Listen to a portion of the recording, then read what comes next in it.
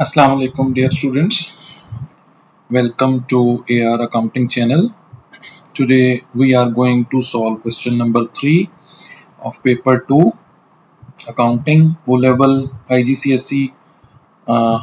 It is of October November 2025.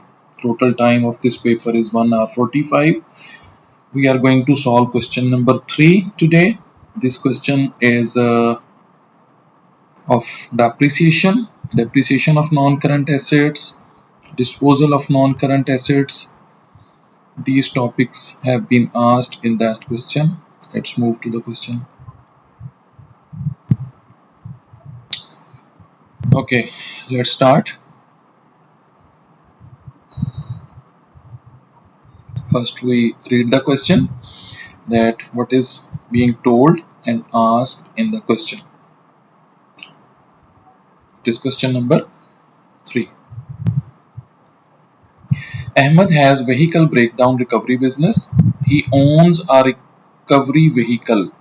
And has provided the following information about the vehicle. Purchase date: he has purchased on this vehicle on this date, 1st October 2021. Purchase price 80,000. He has purchased that asset of 80,000 on this date, paying by a bank transfer. Then estimated residual value means when the vehicle will not be useful for us, its value will be almost 30,000. This is residual value. We can also say it's scrap value. And they are also giving estimated working life, that is 5 years, means that Ahmed can use this vehicle maximum for 5 years. It is just an estimate. Estimate means only a guess, okay, about a vehicle, that how long it will be useful for the business. It doesn't mean that it will go exactly for 5 years, or at 5 years it will be really not useful. It is just an estimate of the useful life of any non-current asset, and it is called estimated working life. Scrap value, the upper one, residual value 30,000, that this value will be after using the 5 years. Okay, now move to the next paragraph. Ahmed provides a full year depreciation in the year of purchase.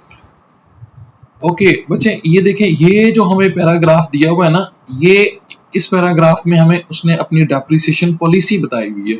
What is that? Depreciation policy means that how Ahmed has decided to depreciate his non-current assets. That a full year depreciation in the year of purchase means कि जिस साल में उसने vehicle purchase किया है, चाहे वो mid of the year किया है, स्टार्ट ऑफ द ईयर किया है, ईयर एंड होने से 1 महीना पहले किया है, तो पूरे साल की डेप्रिसिएशन चार्ज करेंगे. फुल ईयर डेप्रिसिएशन कब? ईयर ऑफ परचेज में. But charges no depreciation in the year of disposal. अगली बात, चार्जेस नो डेप्रिसिएशन कि जिस ईयर में हम उस एसेट को डिस्पोज कर रहे हैं मींस हम उसको अपने फिजिकली हम उसको निकाल रहे हैं, उसको हमने अकाउंट से भी वो आउट करना है, तो उस साल में उसकी डेप्रिसिएशन हम काउंट नहीं करेंगे. He depreciates his vehicle using the reducing balance method at 20% per annum. अब आपको पता है कि 3 मेथड्स हैं हमारे पास कोर्स में, स्ट्रेट लाइन, दूसरा रिड्यूसिंग बैलेंस और तीसरा रिवैल्यूएशन मेथड.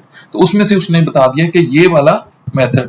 अच्छा, ऊपर जो हमें डाटा दिया हुआ है, उस डाटा में ये जो दो चीजें हैं, रेजिडुअल वैल्यू ये वाला सेकंड पॉइंट, और एस्टिमेटेड वर्किंग लाइफ, देखें ये दोनों चीजें यूज होती हैं जब हम स्ट्रेट लाइन मेथड यूज करते हैं. उसकी कैलकुलेशन के अंदर हम और उसके फार्मूला के अंदर इस 30,000 को रेजिडुअल वैल्यू या स्क्रैप वैल्यू को यूज करते हैं. ये जो नंबर ऑफ इयर्स होते हैं इस पे उसकी एसेट की कॉस्ट को डिवाइड करते हैं.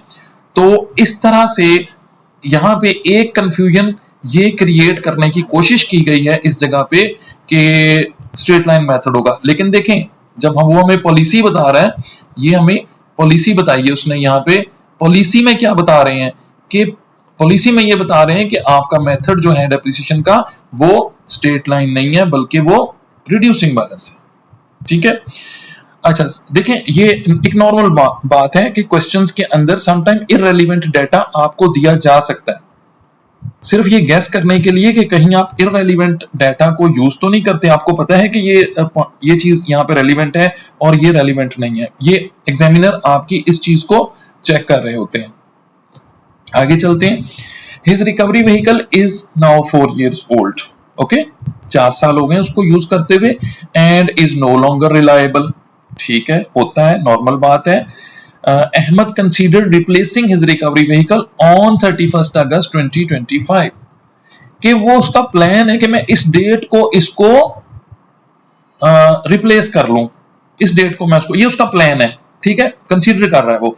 Ahmad financial year ends on 30 April. बहुत इंपॉर्टेंट डेट किसी भी अकाउंटिंग के क्वेश्चन में कि उसका जो ईयर एंड है वो कब होता है, जो उसका फाइनेंशियल ईयर एंड है उसकी डेट बहुत इंपॉर्टेंट होती है क्वेश्चंस के अंदर, क्योंकि हमने अपने अकाउंट्स को क्लोज करना होता है, हमने अपनी इनकम स्टेटमेंट्स, हमने एक्रूवल्स, प्रीपेड्स और बहुत सारी चीजें इस डेट के साथ हमारे अटैच होती हैं। तो आपने कभी भी इस चीज को इग्नोर नहीं, पूरे क्वेश्चन में ढूंढें, फाइंड करें कि ये इस बिजनेस का ईयर कब एंड होता है। ठीक हो गया जी। अच्छा, अब क्या है हमारा part A, calculate the depreciation charge for each year of the recovery vehicle. क्या करना है हमने डेप्रिसिएशन चार्ज कैलकुलेट करना है कि हर साल हमारा एसेट कितना डेप्रिसिएट होता है, यानी कि हर साल हमारा एसेट अपनी कितनी वैल्यू कम करता है due to usage.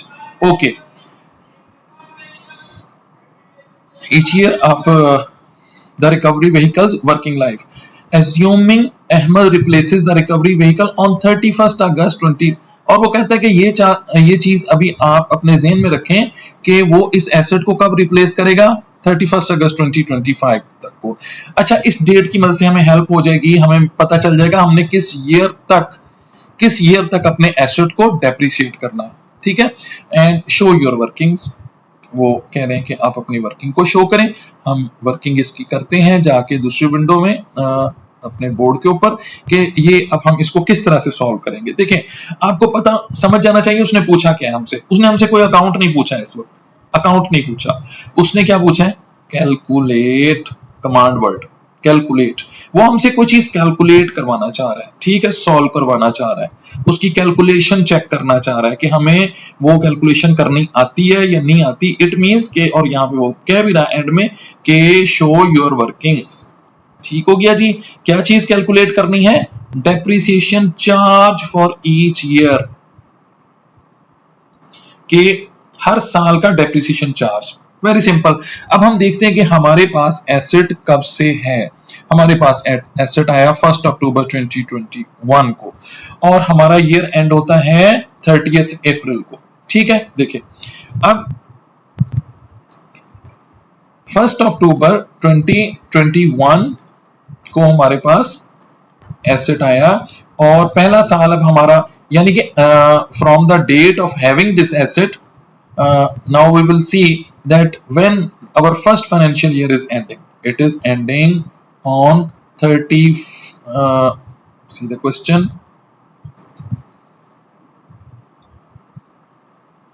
30th April each year। तो अब अक्टूबर के बाद नेक्स्ट 30th अप्रैल कब आएगा भाई, 30th अप्रैल आएगा अब 2022 को। तो ये हमारा ईयर 1 आ गया। ठीक है, फर्स्ट ईयर, तो हमारा इस डेट को पहला ईयर कंप्लीट हो रहा है। अब डेप्रिसिएशन चार्ज हम निकालते हैं इस ईयर का। डेप्रिसिएशन चार्ज वो क्या होगा, डेप्रिसिएशन चार्ज होगा, कॉस्ट कितनी है जी फर्स्ट ईयर में। देखें एक चीज और कि जो रिड्यूसिंग बैलेंस मेथड होता है उसमें जो पहला साल होता है फर्स्ट ईयर, वो हमने परसेंटेज लेनी होती है किसके ऊपर, कॉस्ट के ऊपर। कॉस्ट मतलब कि हमने कितने का एसेट बाय किया था। तो हम इस ईयर का डेप्रिसिएशन चार्ज निकालते हैं।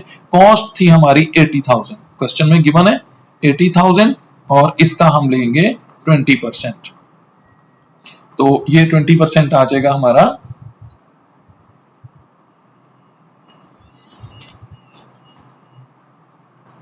16,000। इसको कैलकुलेट करें तो ये आता है 16,000। तो पहले साल का डेप्रिसिएशन चार्ज कितना आ गया? 16,000। और नेटबुक वैल्यू क्या आ गई इसकी? नेटबुक वैल्यू पहले साल की 80,000 माइनस 16,000, यानी कि उसकी कॉस्ट में से हम क्या कर देंगे, ये निकाल देंगे, माइनस कर देंगे उस साल की डेप्रिसिएशन। तो ये आ जाती है हमारे पास 64,000। ठीक है, तो ये सारी आपने हर साल की अब कैलकुलेशन इस तरह से देनी है, पहले साल की, दूसरे साल की। तो यहाँ पे हमारे पास डेप्रिसिएशन चार्ज आ गया ये। अब नेक्स्ट ईयर डेप्रिसिएशन चार्ज, अब दूसरा साल देखें कब। अब पहला साल हमारा एंड हुआ था 30 अप्रैल 2022 को। अब सेकेंड ईयर कब एंड होगा? सेम डेट 30 अप्रैल 2023। अच्छा जी, अब इस साल में हम डेप्रिसिएशन चार्ज निकालेंगे। डेप्रिसिएशन चार्ज क्या निकलेगा जी?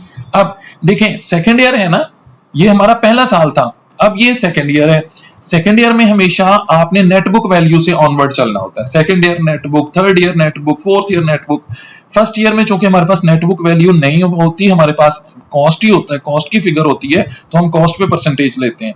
और पहले साल की डेप्रिसिएशन माइनस होके कॉस्ट में से ये वाली वर्किंग, ठीक है, तो माइनस होके हमें नेटबुक वैल्यू मिल जाती है। तो अब हम जो परसेंटेज लेंगे इस साल में, दैट विल बी ऑन 64,000।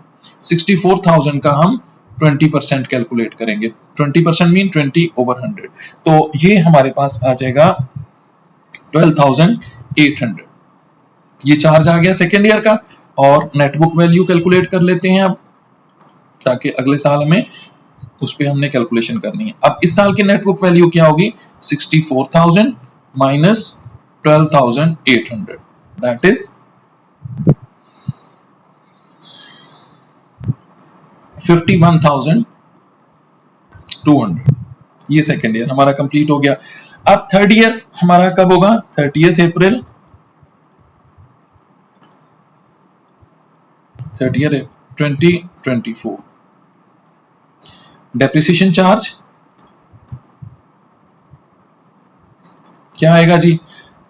पिछले साल की नेटबुक वैल्यू क्या थी अब हमारे पास, जो इस साल ओपनिंग में होगी? 51,200 multiply by 20%, that is equal to 10,240।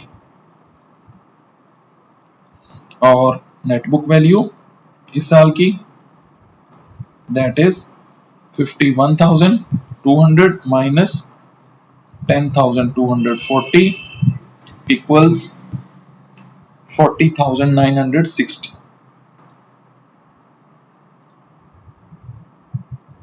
40,960।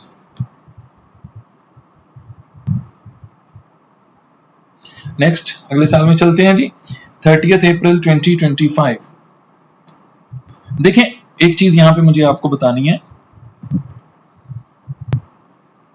कि उसका प्लान क्या है इसको रिप्लेस करने का। 31 अगस्त 2025, तो हमारा इससे पहले कब ईयर हमारा कंप्लीट हो रहा है?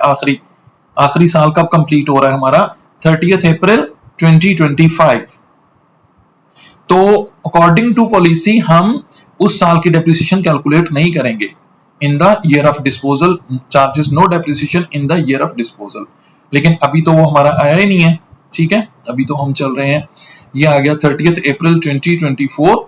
नेक्स्ट ईयर एंड होगा हमारा 30 अप्रैल 2025 को। ओके, अब again same, depreciation charge equals 40,960, it's 20%। ये आता है हमारे पास 8,192। ओके जी, और इस साल की नेटबुक वैल्यू भी शो कर दें।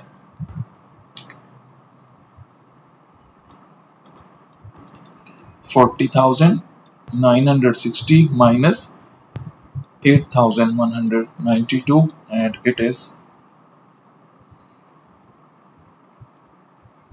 इसको माइनस करते हैं,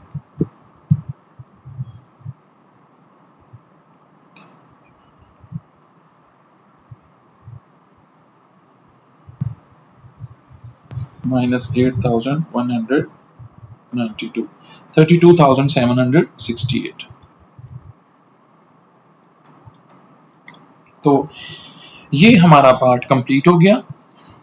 ठीक है, हमने 4 ईयर्स की डेप्रिसिएशन उसको शो कर दी है कि फर्स्ट ईयर की डेप्रिसिएशन चार्ज 16,000, ये उसकी वर्किंग आ गई, और फिर सेकेंड ईयर की डेप्रिसिएशन चार्ज 12,800, फिर थर्ड ईयर का 10,240, और फिर लास्ट ईयर का 8,192। और अब देखें नेक्स्ट ईयर कब एंड होगा। नेक्स्ट ईयर एंड होगा हमारा 30 अप्रैल 2026।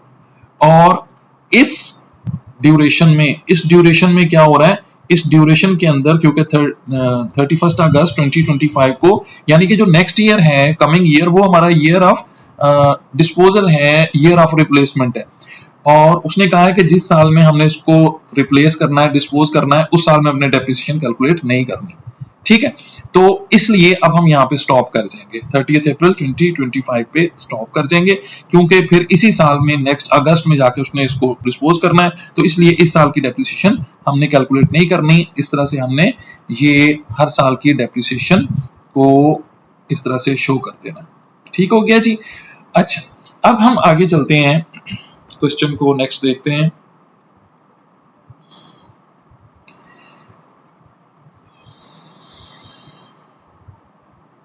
अच्छा, इसके साथ ही मैं आपको इसकी मार्क स्कीम भी दिखा देता हूं कि उसने वर्किंग को किस तरह से शो किया हुआ है। तो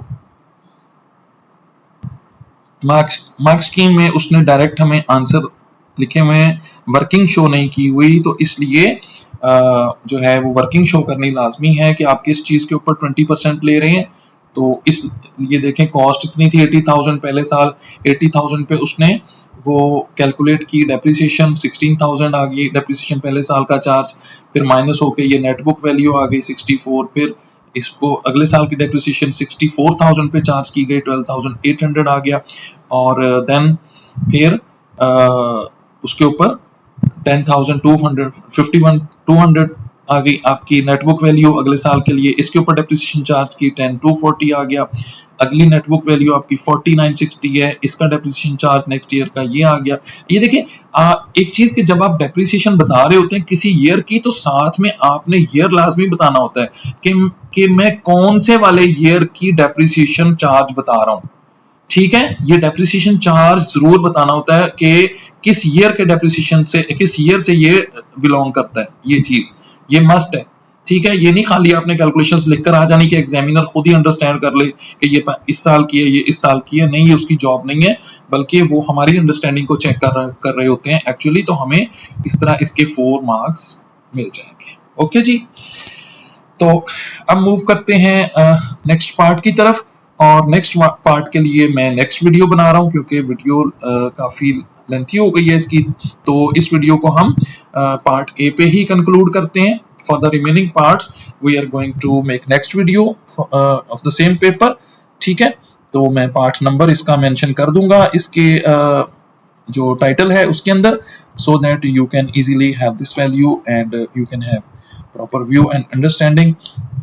It is my request to all the dear students, dear viewers, so please subscribe this channel.